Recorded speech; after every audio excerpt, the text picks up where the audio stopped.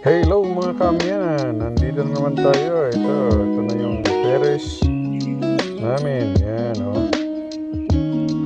Patapos na sila. Yan ang mga gumawa. Dito, yan sa gilid.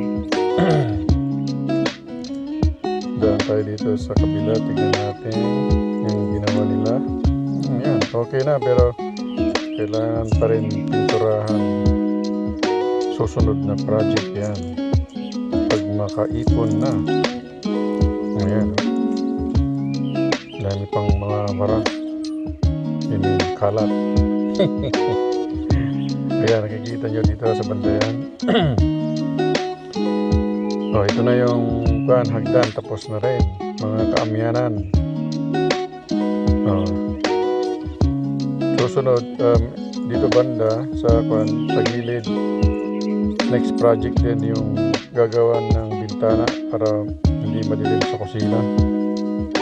Hindi kasi maganda yung pagkagawa dati.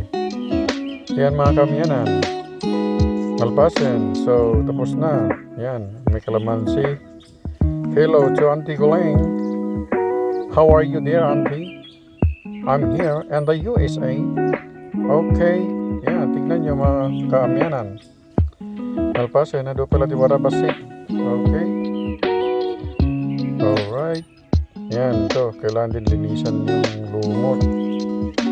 Next time, pag meron ng pang-spray, tsaka yung pang air compressor. Ito, mapinturahan din. Okay, mga kamyanan. Okay, next time ulit. At see you soon to the next project.